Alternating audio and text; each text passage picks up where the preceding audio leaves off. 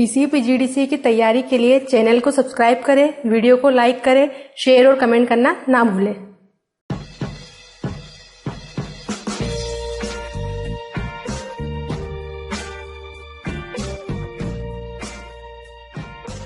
Hello student, हम देख रहे हैं एमएस एक्सेस डेटाबेस सॉफ्टवेयर में किस टाइप से हम काम कर सकते हैं। सबसे पहले हम एमएस एक्सेस को ओपन कहां से करेंगे वो देखेंगे। सबसे पहले हम जाएंगे स्टार्ट बटन पे। स्टार्ट बटन के बाद में हम जाएंगे ऑल प्रोग्राम के बाद में हम जाएंगे यहाँ पे एमएस ऑफिस या इसे हम बोल सकते हैं माइक्रोसॉफ्ट ऑफिस। क्लिक करेंगे। क्लिक करने के बाद में यहाँ पे हमें सिलेक्शन करना होगा जो लिस्ट ओपन होती है उसके अंदर से एमएस एक्सेस या फिर माइक्रोसॉफ्ट ऑफिस एक्सेस 2007। क्लिक किया हमने। क्लिक करने के बाद में हमारे सामने एक्सेस विंडो ओपन होगी जहां से हमें जो डेटाबेस क्रिएट करना है उसके लिए हम यहाँ पे सिलेक्शन करेंगे ब्लैंक डेटाबेस का। तो ब्लैंक डेटाबेस पे क्लिक किया हमने। जैसे ब्लैंक डेटाबेस पे क्लिक करेंगे हमारे सामने यहाँ पे ब्लैंक डेटाबेस को स्टोर करने के लिए उसकी लोकेशन सेट करना होती है जहां से हम सिलेक्शन करेंगे अपने फोल्डर्स का। फोल्डर वाले आइकॉन्स पे क्लिक करना होगा। फोल्डर वाले आइकॉन पे क्लिक करने के बाद में हमें यहाँ से अपनी स्टोरेज सेट करना होगा कि हमें अपनी फाइल को कहाँ सेव करवाना है। तो उसके लिए हमने सिलेक्शन किया यहाँ पे अपनी स्क्रॉल लिस्ट में से कंप्यूटर का। कंप्यूटर पे जाने के बाद में हमें यहाँ पे सिलेक्शन करना होगा या तो अपने डी वाले पार्टीशन का या ई वाले पार्टीशन का। हमने सिलेक्शन किया यहाँ पे डी वाले पार्टीशन का और यहाँ से हमने किया उसे ओपन करने के बाद में अगर हमारा फोल्डर डेटाबेस के लिए अगर ऑलरेडी बना हुआ है तो हम उसको सिलेक्शन कर सकते हैं, या अगर बना हुआ नहीं है तो हम यहाँ से न्यू फोल्डर क्रिएट कर सकते हैं। हमने यहाँ से क्लिक किया न्यू फोल्डर पे क्लिक करने के बाद में हमें यहाँ पे अपने डेटाबेस के लिए फोल्डर का नेम क्या रखना है वो हम सेट करेंगे। तो मान लो हमने दिया हमारा नेम इसके अंदर, तो यहाँ पे आपको अपना नेम या जिस भी नाम से आपको डेटाबेस स्टोर करना है उसका फोल्डर नेम टाइप्स करेंगे और यहाँ से करेंगे ओपन करने के बाद में फिर आपको एक बार और ओपन करना होगा। यहाँ से डेटाबेस 4 डिफॉल्ट उसने ले लिया। अगर आप चाहें तो यहाँ पे डेटाबेस का नेम चेंज कर सकते हैं। इसके अंदर जो एक्सटेंशन नेम है वो डिफॉल्ट ACCDB इसका होगा जो कि अपन चेंज नहीं करेंगे, ये यही रहेगा। और यहाँ से इतना करने के बाद में इसे हमें करना होगा यहाँ से ओके। जैसे हम ओके करेंगे हमारा डेटाबेस का नेम प्लस हमारे फोल्डर्स का नेम यहाँ पे शो होगा। उसके बाद में हमें यहाँ पे क्लिक करना होगा क्रिएट के ऊपर। जैसे हम यहाँ पे क्रिएट पे क्लिक करेंगे हमारा डेटाबेस का लोकेशन सेट हो जाएगा। उसके साथ में ये यहाँ पे आपको फाइल का पाथ दिखाता है कि आपका डेटाबेस कहाँ से हो रहा है। अगर करेक्ट है तो यहाँ से आपको करना होगा क्रिएट पे क्लिक। जैसे आप क्रिएट पे क्लिक करेंगे आपका डेटाबेस यहाँ पे ओपन हो जाएगा और साथ में आपकी फाइल क्रिएट करने के लिए आपको विंडो ओपन मिलेगी, जहाँ पे आपको जो है सबसे फर्स्ट में इस स्क्रीन को पहले तो समझना होगा स्क्रीन क्या है। तो अगर हम यहाँ पे डेटाबेस की या एमएस एक्सेस की जो स्क्रीन देखें तो उसके अलग अलग जो चीफ एलिमेंट होते हैं उन्हें हम समझ लें।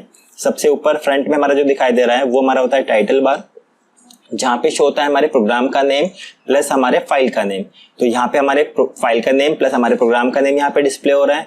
साथ में उसी के साथ में हमारे जो राइट हैंड पे हमें जो बटन दिखाई दे रहे हैं उन्हें हम कैप्शन बटन या विंडो कंट्रोलर बोल सकते हैं, जो हमारे विंडो को कंट्रोल करते हैं। और उसी के साथ में लेफ्ट हैंड पे जो दिखाई दे रहा है उसे हम बोलते हैं यहाँ पे हम क्विक एक्सेस टूल बार, जो कि हमारे कुछ सिलेक्टेड टूल्स को सपोर्ट करता है डायरेक्टली बाहर। उसके साथ में जो नीचे आ रहा है हमारा उसे हम बोलते हैं ऑफिस बटन, जहां से हम फाइल से रिलेटेड जितने भी ऑपरेशन अप्लाई करना होते हैं कर सकते हैं। नीचे है जो दिखाई दे रहा है वो हमारा होता है यहाँ पे टैब मेन्यू बार। उसके नीचे हमारा होता है रिबन, जहां पे हमारे किसी भी टैब से रिलेटेड सारे जो टूल्स होते हैं वो हमें डिस्प्ले होते हैं। ठीक है, मान लो हमने होम टैब पे क्लिक किया तो होम टैब से रिलेटेड सारे टूल्स हमें डिस्प्ले हो रहे हैं। उसके बाद में जो नीचे वाला एरिया होता है ये हमारा वर्किंग एरिया होता है, जहां पे हम अपना डेटाबेस क्रिएट करते हैं।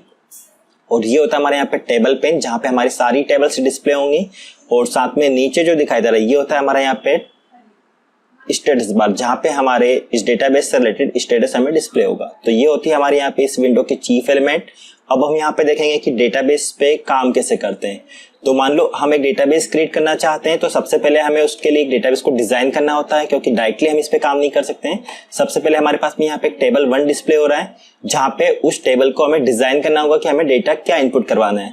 तो मान लो हम एक एग्जाम्पल लेते हैं कि हम कुछ स्टूडेंट का रिकॉर्ड मेंटेन करना चाहते हैं जो कि हम अपनी तरफ से डिजाइन करना चाहते हैं। तो उस डेटा को डिजाइन करने के लिए सबसे पहले हमें डेटा किस टाइप का रखना है, क्या टाइप्स रहेगा वो सेट करना होगा।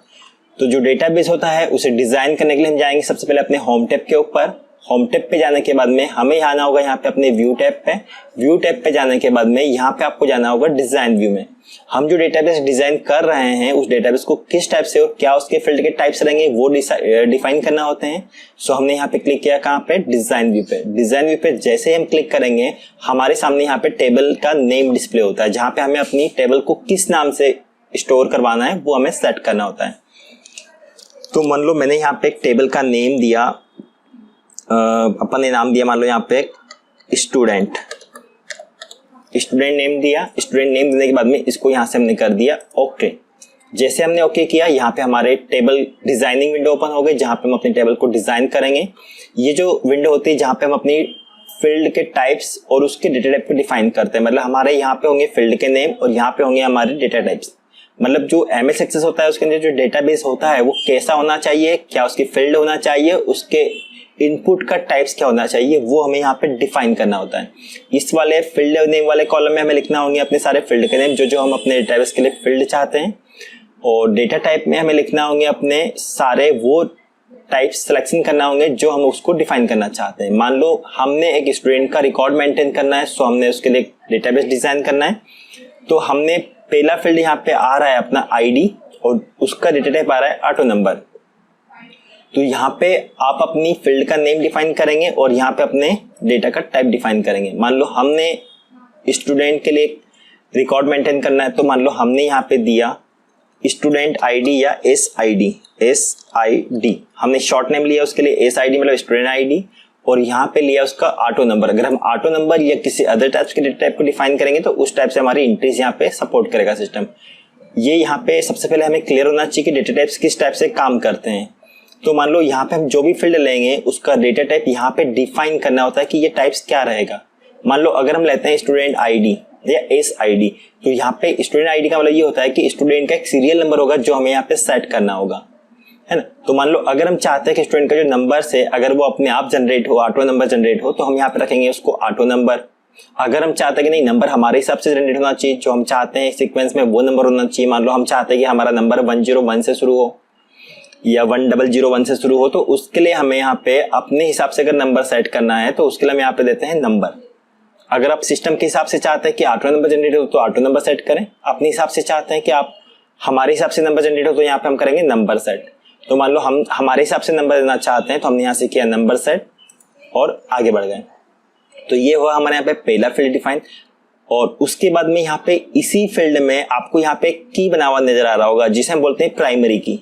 आप डेटा टाइप जब भी कोई डिफाइन करते हैं उसके अंदर जो किसी एक फील्ड को आपको यूनिक बनाना होता है, मतलब कोई एक फील्ड ऐसी रहेगी जिसके बेसिस पर आपकी यूनिक एंट्रीज होगी। तो हमने मान लो स्टूडेंट का जो आईडी रहेगा वो यूनिक रहेगा। मान लो एक स्टूडेंट को अगर कोई आईडी हमने दे दी तो वह किसी और स्टूडेंट को नहीं मिल पाएगी, इसलिए हमने क्या किया उसके लिए आईडी को जो है वो क्या किया प्राइमरी की में कन्वर्ट करके उसको सेट कर दिया। उसके बाद में हम यहाँ पे सेकंड फील्ड लेंगे जो लेंगे स्टूडेंट नेम। तो हमने यहाँ पे दिया एस नेम, शॉर्टकट हम देंगे यहाँ पे एस नेम। एस नेम के बाद में एस नेम जो है स्टूडेंट का नेम जो है वो किस टाइप से रहेगा, तो हमने यहाँ पे सेट किया टेक्स्ट टाइप। मतलब जो भी डेटाबेस हम डिजाइन करेंगे उसके अंदर जो अलग अलग फील्ड रहेगी तो उसके अंदर एंट्री किस टाइप्स की होगी वो हमें यहाँ पे बताना होगा हर बार, ठीक है। तो हमने मान लो पहली फील्ड को लिया स्टूडेंट आईडी, तो वो नंबर टाइप से रहेगा जिसमें हम 101 103 ऐसे नंबर इनपुट करवाएंगे।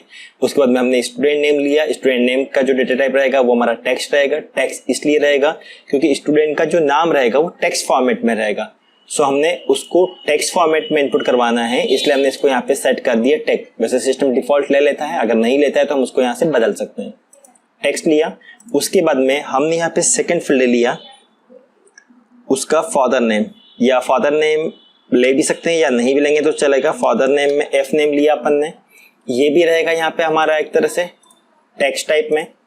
उसके बाद में फिर हमारा रहेगा यहाँ पे स्टूडेंट नेम के लिए। अगर मान लो हम चाहते हैं कि हमने फादर नेम ले लिया बट हमें फादर का नेम नहीं इनपुट करवाना है तो हम यहाँ पे किसी फील्ड की एंट्रीज को हटा भी सकते हैं। क्या करना होगा उसके लिए, आपको उस फील्ड के लेफ्ट साइड में राइट क्लिक करना होगा आपको और यहाँ से आपको करना होगा डिलीट रो। जैसे आप डिलीट रो करेंगे वो वाला फील्ड वहां पे रिमूव हो जाएगा, ठीक है। तो इस टाइप से हम इसमें एंट्रीज कर सकते हैं।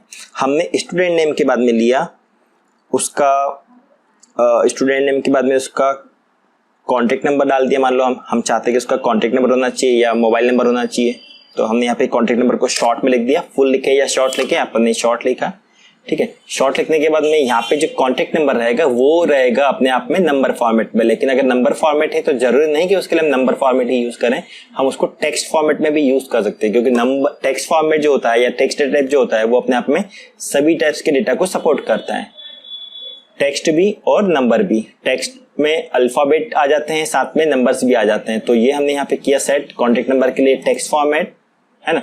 उसके बाद में फिर अगला फील्ड हमने यहाँ पे लिया, उसके बाद में हमने यहाँ पे अगला फील्ड दिया, मान लो S name, student name, contact, और उसका फिर हमने लिया फील्ड सिटी। सिटी मतलब स्टूडेंट किस सिटी से बिलोंग करता है, तो उसके लिए हमने यहाँ पे सिटी सेट किया। सिटी भी जो रहेगा हमारा वो रहेगा डेटा टाइप में अपने आप में एक तरह से टेक्स्ट फॉर्मेट में। टेक्स्ट फॉर्मेट के बाद में हम यहाँ पे देखेंगे कि अगला फील्ड में क्या लेना है। तो मान लो हम चाहते हैं कि हम स्टूडेंट का जो रिकॉर्ड मेंटेन करेंगे उसके अंदर स्टूडेंट का आईडी होना चाहिए, स्टूडेंट का नेम होना चाहिए, स्टूडेंट का कॉन्टेक्ट, स्टूडेंट का सिटी होना चाहिए। उसके बाद में अगर हम चाहें कि स्टूडेंट के सिटी के बाद में हमें और कोई फील्ड ऐड करना है तो वो आप यहाँ पे कर सकते हैं। मान लो मुझे अब आगे फील्ड ऐड नहीं करना है, तो ऐसी कंडीशन में हम यहाँ पे क्या करेंगे, इतनी फील्ड लेके अपने डेटाबेस पे काम कर सकते हैं। मान लो मैंने ये फील्ड ले ली, अब मुझे काम करना है, तो उसके लिए हमने यहाँ पे जाना होगा अपने व्यू पे। और अब जब हम इसमें काम करेंगे या एंट्रीज करेंगे तो उसके लिए हमें जाना होगा अपने डाटा शीट व्यू पे, या डेटाबेस पे काम करने के लिए हमें डाटा शीट व्यू पे जाना होगा। तो हमने डाटा शीट व्यू पे क्लिक किया, और जैसे हम क्लिक करेंगे यहाँ पे हमारे सामने एक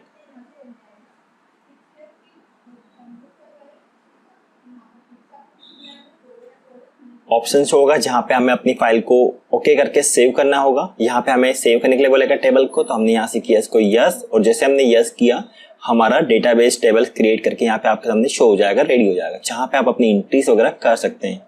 यहाँ पे ध्यान ये रखना होता है कि जिस टाइप से हमने उधर डेटाबेस डिजाइन किया उसी टाइप से हमारा डेटा यहाँ पे इनपुट होना चाहिए। अगर हमने यहाँ पे मान लो स्टूडेंट आईडी या एस आईडी दिया हुआ है तो उसके अंदर हमें स्टूडेंट का आईडी ही डालना है, ना कि नाम। अगर हमने एस नेम दिया तो हमें एस नेम में स्टूडेंट के नेम को ही डालना है, कॉन्टेक्ट में उसका कॉन्टेक्ट नंबर ही डालना है, सिटी में उसका सिटी ही डालना है। अगर हम इस टाइप से अगर डेटाबेस को डिजाइन करते हैं तो वो प्रॉपर वही एंट्री लेगा जो हमने उसका डेटा टाइप डिफाइन किया है डिजाइन व्यू में। अगर आप गलती करेंगे तो वो आपको एंट्रीज नहीं करने देगा। साथ में स्टूडेंट आईडी, एस आईडी जो था हमारा उसके ऊपर प्राइमरी की अप्लाई किया था हमने। अगर प्राइमरी की अप्लाई किया हुआ है तो अगर हमने एक नंबर जो डाल दिया तो दोबारा उस नंबर को हम एंट्री नहीं कर पाएंगे। फॉर एग्जाम्पल हम ले सकते हैं जैसे बैंक अकाउंट जो होता है वो यूनिक होता है ना। स्टूडेंट का रोल नंबर जो होता है वो यूनिक होता है, एक स्टूडेंट का जो रोल नंबर होता है वो दूसरे को नहीं मिलता है। उसी टाइप से यहाँ पे आपको एंट्रीज जो करना है वो इसी टाइप से यूनिक करना है। मतलब एक बार जिस स्टूडेंट का आईडी आपने जनरेट कर दिया वो दोबारा किसी के सामने नहीं शो होना चाहिए, तो ये आपको करना है। अब इसके बाद में यहाँ पे जो एंट्रीज करेंगे तो एंट्रीज करने के लिए हमें क्या करना होगा, यहाँ पे सबसे पहले हमें स्टूडेंट का आईडी डालना है, तो हमने यहाँ पे डाल दिया मान लो 101। उसके बाद में हमें यहाँ पे डालना है एस नेम, एस नेम मतलब स्टूडेंट का नेम, तो हमने यहाँ पे डाल दिया मान लो राज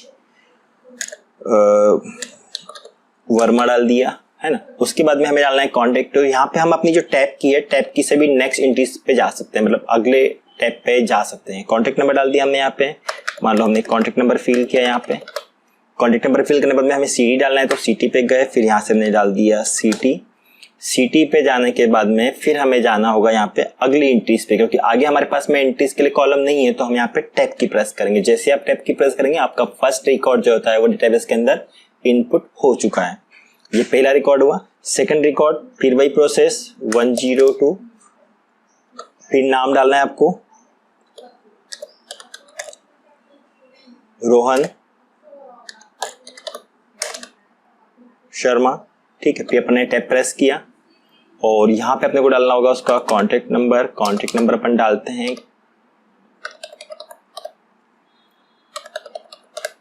ये कॉन्टेक्ट नंबर अपन ने फिल कर दिया। कॉन्टेक्ट नंबर फिल करने के बाद में फिर अपने को डालना होगा यहाँ पे सिटी, ठीक है। इस टाइप से अपने इसके अंदर डेटाबेस के अंदर एंट्रीज 1 बाय 1 करते जाएंगे। अगर आप चाहें तो न्यू एंट्री के लिए यहाँ पे न्यू रिकॉर्ड पे भी क्लिक कर सकते हैं, या फिर आप यहाँ से भी कर सकते हैं। अब यहाँ पे हमने अगर मान लो 101 किसी को रिकॉर्ड नंबर दे दिया है तो हम दोबारा 101 नाम का रिकॉर्ड नहीं दे पाएंगे। मान लो मैंने गलती की है तो हम देखते हैं एक बार गलती कैसे होती है। 101 दिया, नाम डाल दिया हमने उसका, है ना, नेहा जाट, ठीक है, नेहा जाट। फिर उसका कॉन्टेक्ट नंबर हमने फिल कर दिया, कॉन्टेक्ट नंबर फिल कर दिया। यहाँ से हमने उसका सिटी डाल दिया और फिर हम आगे बढ़ते हैं। देखो यहाँ पे हमें एक मैसेज मिल रहा है जहाँ पे हमारी एंट्रीज अगर मान लो यूनिक होती है तो ये मैसेज नहीं मिलेगा। अगर हमने गलती की है तो ये हमें मैसेज मिलेगा। हम इसे ओके करते हैं। यहाँ से ओके करने के बाद में अगर हम आगे बढ़ने की कोशिश करेंगे तो हमें बार बार रिपीट करेगा। ठीक है, तो यहाँ पे आपको इस मैसेज को समझना है। मतलब मैसेज मतलब यहाँ पे अगर आपके इसमें डेटाबेस में कोई एंट्रीज रिपीट होगी तो वो आपको आगे नहीं बढ़ने देगा। ये मैसेज आपको समझ के फिर आगे बढ़ना होगा। यहाँ पे अगर आपने कोई गलती कर दी है तो तब तक आप जब तक अपनी गलती को सुधार नहीं करेंगे आपको सिस्टम बिल्कुल आगे की एंट्रीज नहीं करने देगा। सो हमें यहाँ पे इस एंट्री को पहले चेक करेंगे कि हमसे कहाँ मिस्टेक हो रही। तो मान लो हमारे इसमें जो है मैसेज से समझ आ जाएगा। अगर मैसेज समझ नहीं आता तो अपनी एंट्रीज को आपको यहाँ पे समझना होगा। मान लो हमने जो एंट्री की थी उसके अंदर जो आईडी नंबर था वो गलत एंट्री कर दिया था, तो हम उसको चेक करेंगे, सही किया, देन फिर आगे बढ़ेंगे one by one, step by step. देखो नेक्स्ट में एंट्री हमें जाने दिया उसने। तो इस टाइप से हम एक डेटाबेस के अंदर एंट्रीज कर सकते हैं और एक डेटाबेस को डिजाइन कर सकते हैं। डेटाबेस को डिजाइन करने के बाद में अब हमारी बारी आती है यहाँ पे कि डेटाबेस को सेव कैसे करेंगे। तो हम यहाँ पे जो डेटाबेस सेव करते हैं तो मान लो हमें जाना होगा उसके लिए अपने ऑफिस बटन पे। जनरली हम डेटाबेस को पहले ही सेव कर चुके हैं हमारे लोकेशन पे। हमारे जैसे हम ऑफिस बटन पे जा रहे हैं तो हमारे रिसेंट डॉक्यूमेंट में हमें दिखा रहा है कि हमारा डेटाबेस यहाँ पे सेव हो रहा है और किस नाम से सेव हो रहा है। अगर आप चाहते हैं कि नहीं मुझे फिर भी सेव करना है तो आप यहाँ पे जाके सेव पे क्लिक कर दें। आपका फाइल जो है वो रिटर्न में दोबारा सेव हो जाएगा। नेम वही रहेगा, लोकेशन वही रहेगा, सिर्फ आपको सेव पे क्लिक करना है। जो एंट्रीज हुई है वो अपडेट होकर उसके अंदर स्टोर हो जाएगी। इसके बाद में हमारी बारी आती है कि ये जो डेटाबेस हमने बना रखा है इसके अंदर हम क्या कर सकते हैं। तो सबसे पहले हम देखते हैं यहाँ पे अपने होम टैब को। होम टैब हम अदर एप्स में भी पढ़ चुके हैं, जैसे एमएस ऑफिस में हमने वर्ड, एक्सेल, पावर पॉइंट पढ़ा था, वहां पे भी इसका यूज हमने किया था। तो वैसे ही यहाँ पे होम टैब आपका कॉमन है जो कि आपके अदर ऐप से मैच होता हुआ है। लेकिन कुछ ऑप्शन यहाँ पे ऐसे हैं जो न्यू रहेंगे जो हम देख सकते हैं। सपोज सबसे पहले हम देखें तो यहाँ पे व्यू ऑप्शन दे रखा है। व्यू मतलब जो डेटाबेस बना रहे हैं उसका व्यू आपको कैसा रखना है। तो यहाँ पे हम जो काम करते हैं वो डाटा शीट व्यू में काम करते हैं, लेकिन जब डिजाइन करते हैं अपने डेटाबेस को तो उसके लिए हम जाते हैं डिजाइन व्यू में। दो ऑप्शन का हमें अभी यूज नहीं रहेगा, ये ऑप्शन हम यूज नहीं करेंगे एक्सेस के अंदर। सो इन्हें अभी हम यहाँ पे छोड़ेंगे। डेटा शीट व्यू और यहाँ पे आपका डिजाइन व्यू, दो ऑप्शन आपको काम करेंगे। जिसमें हम काम कर रहे हैं अभी करंट में एंट्रीज कर रहे हैं वो डाटा शीट व्यू है, और जिसमें हम डिजाइनिंग करते हैं, डेटा डिफाइन करते हैं, वो होता है हमारे यहाँ पे डिजाइन व्यू। उसके बाद में हम आगे बढ़े अगर तो हमारे पास में क्लिपबोर्ड ग्रुप दे रखा है, पता है हमें कट कॉपी पेस्ट वगैरह के बारे में। आगे हम देखें तो फॉन्ट ग्रुप दे रखा है। फॉन्ट ग्रुप में जो सारे टूल्स दे रखे हैं वो हम यूज कर चुके हैं। फॉन्ट लैंग्वेज चेंज करना, साइज चेंज करना, अलाइनमेंट सेटिंग करना हमारे डेटाबेस की, उसको बोल्ड अंडरलाइंस कलर करना, उसके अंदर जो बैकग्राउंड है वो फिल करना। यहाँ पे टेबल की कुछ ग्रिड लाइंस होती है वो हम हाइड और अनहाइड कर सकते हैं। अभी हमारी सारी ग्रिड लाइंस हो रही है, अगर हम चाहें तो ओनली ग्रिड लाइन हॉरिजॉन्टल दिखाएं या वर्टिकल दिखाएं या उन्हें ऑफ कर दें। तो इस टाइप से हम उसकी सेटिंग कर सकते हैं। फिर हम देखें तो यहाँ पे हमें कुछ बैकग्राउंड दे रखे हैं कलर फॉर्मेट के, जो हम अपने बैकग्राउंड के लिए यूज कर सकते हैं। फिलहाल हमारे पास में ग्रे और लाइट फॉर्मेट चल रहा है। उसके बाद में हमारे पास में कुछ बुलेट फॉर्मेट है, इसका यूज नहीं होगा यहाँ पे। फिर हमारे पास में आता है ग्रुप, हमारे पास में रिकॉर्ड ग्रुप। रिकॉर्ड ग्रुप मतलब हम जो रिकॉर्डिंग मतलब हम जो यहाँ पे डेटाबेस डिजाइन कर रहे हैं उसके अंदर जो रिकॉर्ड्स होते हैं उसको कैसे क्या मैनेज करेंगे। तो सबसे पहले हम देखते हैं यहाँ पे न्यू ऑप्शन। न्यू ऑप्शन मतलब ये, अभी हम रिफ्रेश को छोड़ रहे हैं। न्यू ऑप्शन मतलब ये कि हम जो डेटा एंट्रीज कर रहे हैं, अगर हम चाहते हैं कि हमने ये एंट्री कर ली और हमें अगले एंट्रीज करना है तो हम यहाँ पे न्यू पे क्लिक करके भी अगले एंट्री पे जा सकते हैं। ठीक है, तो ये हम यहाँ पे इस टाइप से आ सकते हैं। इसी का एक शॉर्टकट होता है कि हम यहाँ से भी इस पे न्यू पे जा सकते हैं। यहाँ पे भी आपको आइकॉन दिखा रहा है न्यू ब्लैंक रिकॉर्ड, यहाँ से भी जा सकते हैं या फिर आप यहाँ से जा सकते हैं। उसके बाद में हमारे पास में आता है सेव। सेव मतलब अगर हम कोई एंट्रीज कर रहे हैं तो वो एंट्री हमें सेव करना है। एंट्री सेव मतलब जो हमने एंट्रीज कर रखी है 103 नाम की उसे हमें सेव करना है। बाकी एंट्री हमारे सेव है तो हम यहाँ पे सेव पे क्लिक करेंगे। ये वाला ऑप्शन जो होता है वो सेव एंट्रीज करता है। शॉर्टकट की होती है इसके शिफ्ट के साथ में एंटर। शिफ्ट के साथ में अगर हम एंटर प्रेस करेंगे तो हमारी पर्टिकुलर एक एंट्री यहाँ पे सेव हो जाएगी जो हमने करंट में की। उसके बाद में फिर हमारे पास में आ रहा है डिलीट। डिलीट ऑप्शन यहाँ पे अगर हम देखें तो डिलीट या डिलीट रिकॉर्ड या डिलीट कॉलम। अगर हम चाहें तो यहाँ पे किसी सेल की एंट्री को डिलीट कर सकते हैं या किसी रिकॉर्ड को डिलीट कर सकते हैं, किसी कॉलम को डिलीट कर सकते हैं। अभी मेरा जो कर्सर है वो सेल के अंदर है, सो इसलिए वो इस टाइप से डिस्प्ले हो रहा है। तो हम यहाँ पे देखेंगे डिलीट रिकॉर्ड, मतलब अगर हम यहाँ पे क्लिक कर रहे हैं तो ये जो पूरा रिकॉर्ड है ये पूरा रिकॉर्ड डिलीट हो जाएगा, और अगर हम यहाँ पे क्लिक करेंगे तो ये सिंगल सेल को डिलीट करेगा। फिर अगर हम देखें तो ये जो ऑप्शन दे रखा है हमारे पास में डिलीट कॉलम, मतलब पूरे कॉलम को वर्टिकल डिलीट करेगा। सीटी जो हमारे हैं वो हमने मान लो में नहीं लेना थी, हमने गलती से ले लिए, तो सीटी वाले कॉलम को अगर हमें हटाना है तो हमें करना होगा यहाँ पे डिलीट कॉलम। तो इस टाइप से हम डिलीट कॉलम कर सकते हैं। उसके बाद में कुछ ऑप्शन हमारे पास में दे रखे हैं, इनका यूज अभी हमने यहाँ पे नहीं करेंगे, हम पढ़ चुके हैं पहले स्पेलिंग का यूज कैसे करते हैं। हमारे डेटाबेस में अगर कोई स्पेलिंग गलती हो गई है तो उसे हमें चेक करना है तो स्पेलिंग मिस्टेक्स चेक कर सकते हैं। मोर ऑप्शन में हमारे पास में कुछ ऑप्शन दे रखे हैं। जैसे मान लो हम चाहें कि ये 2 ऑप्शन छोड़ना है अभी हमें, यहाँ पे हमारे पास में रो हाइट दे रखा है। तो रो हाइट मतलब हम जो डेटाबेस इनपुट करवा रहे हैं उसके अंदर जो रो की हाइट है वो अगर हमें मेंटेन करना है तो वो हम यहाँ से कर सकते हैं। सेम एक्सेल में जिस टाइप से करते हैं वैसे यहाँ पे भी ये रहेगा। फिर हमारे पास में आ रहा है सब डाटा शीट मतलब एक डाटा शीट की दूसरी अगर आपको डाटा शीट बनाना है तो आप यहाँ पे सब डाटा शीट बना सकते हैं। फिलहाल अभी आपसे यहाँ पे काम नहीं करेगा। हाइट कॉलम मतलब अगर हम चाहते हैं कि हमें कुछ कॉलम को नहीं दिखाना है, मान लो कॉन्टेक्ट और सिटी को नहीं दिखाना है, सिर्फ स्टूडेंट का आईडी और नेम दिखाना है, तो हम यहाँ पे हाइट कॉलम कर सकते हैं। अनहाइड कॉलम मतलब अगर हम चाहते हैं कि हमें अनहाइड कॉलम करना है कि जो कॉलम छुपा रखे हैं उन्हें दिखाना है, तो हम यहाँ पे कर देंगे अनहाइड कॉलम। ठीक है, हम देखते हैं हाइड कॉलम कैसे होते हैं। तो मान लो हमने यहाँ पे 2 कॉलम को सिलेक्शन किया, मोर पे गए और यहाँ से कर दिया हमने हाइड कॉलम। दोनों कॉलम हमारे क्या हो गए, यहाँ से हाइड हो गए। मतलब हम अपने डेटाबेस में से कुछ कॉलम का जो यूज है वो नहीं दिखाना चाहते हैं तो हम उन्हें हाइड कर सकते हैं। अगर चाहते हैं कि दिखाना है तो मोर पे जाके अनहाइड कॉलम और जो कॉलम हमने अनहाइड किए थे उनके ऊपर चेक लगा के हमें क्लोज कर देना है, तो हमारे सारे कॉलम यहाँ पे डिस्प्ले हो जाएंगे।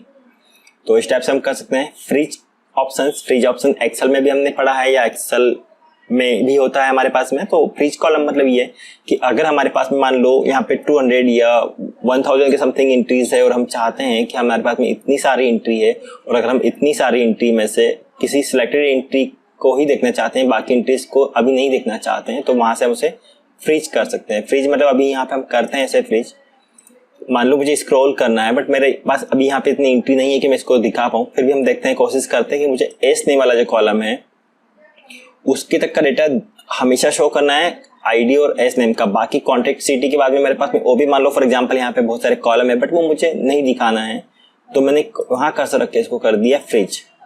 देखो जैसे हमने फ्रीज किया हमारा ये वाला कॉलम यहाँ पे फिक्स हो गया। अब अगर हम मान लो इसमें इधर जाते हैं, किधर, राइट साइड, पर यहाँ पे डेटाबेस बड़ा नहीं है हमारे पास तो इसलिए वो नहीं कर पाएगा। उसने एस नेम को यहाँ रख दिया। अगर हमारे पास में बहुत सारे कॉलम होते हैं तो ये कॉलम अपने आप स्क्रॉल करके हाइड हो जाते हैं अंदर और ये वाला कॉलम हमेशा यहीं के यहीं बना रहता है। ये एक्सेल में और एक्सेस के अंदर दोनों में सेम चलेगा। यहाँ पे अब जब फ्रीज करेंगे तो उस कॉलम को वहाँ हमेशा डिस्प्ले करेगा, बाकी कॉलम को यहाँ पे छुपा देगा। क्योंकि अभी हमारे पास यहाँ पे इतने सारे कॉलम नहीं है इसलिए वो नहीं कर पाएगा। अगर हमारे पास में बहुत सारे कॉलम होते हैं, यहाँ पे मान लो यहाँ तक कॉलम होते हैं या हम कहें कि और आगे तक के हमारे पास में बहुत सारे फील्ड होते हैं और हमें कुछ फील्ड को दिखाना है बाकी फील्ड को नहीं दिखाना है, तो मोर पे आके हम अपने कॉलम को फ्रीज कर सकते थे। बट अभी हमारे पास में ऐसा नहीं है, सो हम यहाँ पे क्लिक करके इसको वापस से हम कर देंगे यहाँ से अनफ्रीज। ठीक है, अब अनफ्रीज जब कर दिया तो कॉलम तो वहीं आ रहा है, तो हम चाहें तो अपने कॉलम का सीक्वेंस चेंज कर सकते हैं। मान लो क्लिक किया अपन ने यहाँ पे और इसको वापस से मूव कर दिया यहाँ पे। इस टाइप से आप अपने कॉलम को फ्रीज कर सकते हैं। कॉलम को फ्रीज करने के साथ में अपने कॉलम को मूव कर सकते हैं, मतलब ड्रैग एंड ड्रॉप, लेफ्ट वाले कॉलम को राइट में, राइट वाले कॉलम को लेफ्ट में। आवश्यकता के अनुसार हम अपने कॉलम के डेटा को अरेंज करके यहाँ से वहां मूव करवा सकते हैं। तो इस टाइप से हम इन ऑप्शन का यूज कर सकते हैं। फिर हमारे पास में दिखा रहा है कॉलम विथ मतलब जो कॉलम होते हैं उनकी जो चौड़ाई है वो कितनी रखना है हमें, वो हम यहाँ से सेट कर सकते हैं। कॉलम विथ के लिए आपको क्लिक करना होगा, सेम एक्सेल जैसे ही काम करेगा ये भी। तो इस टाइप से आप कॉलम विथ को भी सेट कर सकते हैं, है ना। तो इस टाइप से हम अपने कॉलम की साइज को भी मेंटेन कर सकते हैं। तो ये जो रिकॉर्ड ग्रुप है ये इस टाइप से काम करेगा। शॉर्ट एंड फिल्टर भी हमने एक्सेल के अंदर पढ़ा है, वैसे आप यहाँ पे यूज कर सकते हैं इसे। शॉर्ट एंड फिल्टर मतलब जैसे हम एक्सेल के अंदर यूज करते हैं वैसे आप यहाँ पे भी डाटा को फिल्टर करने के लिए यूज कर सकते हैं। शॉर्ट मतलब जमाना और फिल्टर मतलब किसी कंडीशन के साथ में डेटा को देखना। शॉर्ट मतलब जैसे मान लो हम चाहते हैं कि हमें सिटी जो नेम है उन्हें अरेंज करना है। अरेंज मतलब धार वाले, इंदौर वाले सब अलग अलग करना है, या देवास वाले, इस टाइप से हमारे पास में सिटी की लिस्ट बनी हुई है जिसमें से हमें सिटी को अरेंज करना है। तो यहाँ पे हमने क्लिक करके वही शॉर्ट को यहाँ से अप्लाई कर दिया। यही शॉर्ट यहाँ से होता है और यही शॉर्ट यहाँ से होता है। एक ही ऑप्शन आपको ये जो सिंबल दिखाई दे रहा है ये आपके इस पे डिफॉल्ट फिल्टर लगा हुआ है जहां से आप अपना शॉर्ट एंड फिल्टर दोनों कर सकते हैं। हमने यहाँ पे कर दिया A to Z। देखो जैसे हमने A to Z किया, धार वाली एंट्रीज अलग और इंदौर वाली एंट्रीज अलग, तो इस टाइप से आपकी एंट्री हो गई। उसके बाद में अगर हम देखें तो यहाँ पे इस फिल्टर को अगर आपको हटाना है तो यहाँ पे वापिस अगर आपको उसी सीक्वेंस में करना है पुराने वाले सीक्वेंस में एंट्रीज को, तो यहाँ पे आपको जो रोल नंबर, जो आपका जो SID या जो नंबर्स वाला एंट्रीज रहेगा उस पे जाके आपको करना है शॉर्ट, स्मॉल टू लार्ज। वापिस से आपकी एंट्री उसी फॉर्मेट में अरेंज हो जाएगी जो पहले थी। तो इस टाइप से आप डाटा को शॉर्ट कर सकते हैं। और फिल्टर के लिए हमारे पास में एंट्रीज ज्यादा होना चाहिए तभी हम देख पाएंगे। मान लो एग्जांपल हमारे पास में अभी भी है कि हम सिर्फ इंदौर की एंट्री कितनी वो देखना चाहते हैं या धार की एंट्री वो देखना चाहते हैं, तो यहाँ पे क्लिक करके हमने इन सारे चेक को अनचेक कर दिया और सिर्फ सिटी धार को सिलेक्शन करके ओके कर दिया, सिर्फ ओनली धार की एंट्री हमें दिखा रहा है, इसे हम बोलते हैं फिल्टर। तो जो एक्सेल में हमने पढ़ा था वैसे यहाँ पे चलेगा फिल्टर। अगर हटाना है तो यहाँ पे आपको इसे करना होगा क्लियर फिल्टर फ्रॉम सिटी, आपकी एंट्री सारी डिस्प्ले होना स्टार्ट हो जाएगी। तो इस टाइप से हम यहाँ पे शॉर्ट एंड फिल्टर को यूज कर सकते हैं। उसके बाद में फाइंड रिप्लेस गो टू वाले ऑप्शंस भी वैसे ही चलेंगे जैसे हमने पहले यूज किए हैं एक्सेल में या वर्ड में, वैसे आप इन्हें यहाँ पे यूज कर सकते हैं। किसी भी एंट्री पे जाना है, किसी रिकॉर्ड पे जाना है तो उसके लिए आप इसका यूज कर सकते हैं। तो ये होता है हमारे यहाँ पे इस टाइप से होम टैब, जिसका यूज करके हम अपने डेटाबेस को डिजाइन कर सकते हैं और किसी डेटाबेस में फॉर्मेटिंग किस टाइप से करना होती है वो हम यहाँ पे करके उसे चेक कर सकते हैं या सेट कर सकते हैं।